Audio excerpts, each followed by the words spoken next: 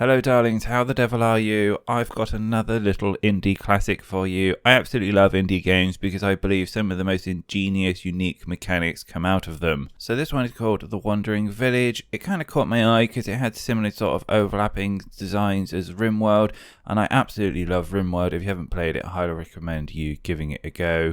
But yeah, it's a village management, resource management. There are a lot in this space, and especially in the indie space. There's a huge amount of them. But this one looks really unique, and I'm going to get into why, and hopefully you'll enjoy it, and maybe you'll give it a chance, because it's currently in early access, and they have no publisher, and I'm sure they would appreciate all the support that they could get. So the studio behind this is Strathorn Studios. They've done a few collaborations in the past. The big one that I remember that them getting involved with was Retimed, which was a platformer shooter kind of game where you had time bubbles to kind of avoid bullets coming at you. But for the most part, they are a sleeper studio. So apparently a village can wander if it's attached to an absolutely ginormous creature. And this is how the game works. So the premise is that the world is filled with these weird toxic spores, and they've been raining down on the planet and contaminating everything.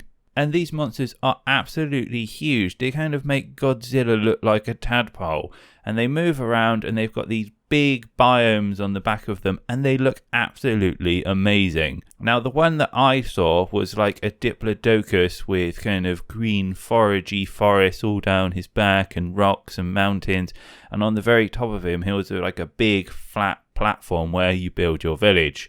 And as you can imagine, not only have you got to manage your village, make sure everyone's fed, food, water, also make sure that these toxic spores don't kill you off, but you've also got to make sure that your creature is happy. So I have collated as many game details as I can, and I will say that they are very scattered all over the place at the moment, so there was a little bit of effort trying to get them, but this is everything that I know so far. So it's built in Unity. It is a kind of a mixture between 3D and 2D. So the people on the back of the village and the buildings are in a 2D kind of style. And if you're looking for something to compare it to, if you've ever watched the series StarCrafts, then it's kind of got that similar kind of 2D plain cell shaded look to it. And it's simplistic, but it does have a really nice stylism to it. The creature itself is rendered in 3D. It's kind of got nice, simple palette colors.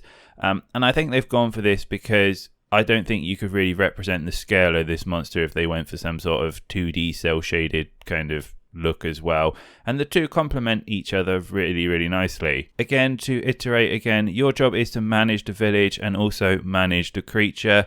You've got to build like little farms, what I've seen so far. There's windmills. And additionally, there's also extra buildings that you have to put in place to interact with your creature. One of them, which I thought was really unique, and when I saw it, I thought instantly of Black and White. And going through the videos, I found out that this is apparently one of the games that inspired them.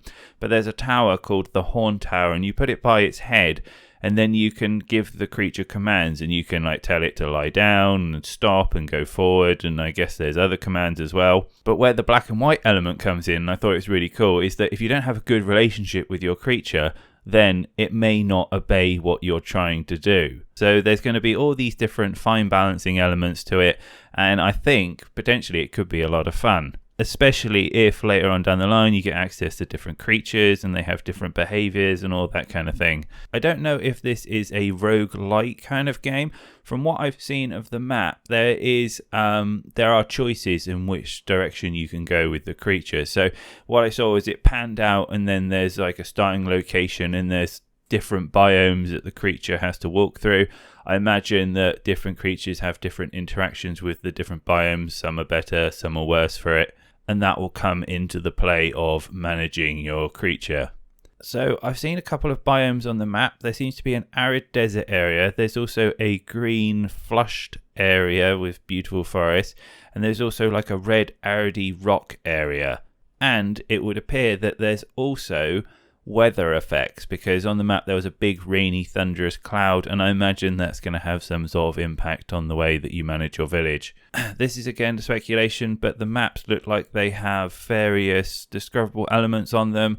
There's like a cave, there was an oasis, there's a small village, And if this is a roguelite, maybe this is some of the discoverable elements of it. Some side details just about the game. I thought the music was absolutely amazing. I read somewhere that the developers had been inspired by Studio Ghibli, and you can really get those feels and vibes from it because it is just astoundingly beautiful. And who knows, maybe down the line you'll get to ride on the back of a giant Totoro.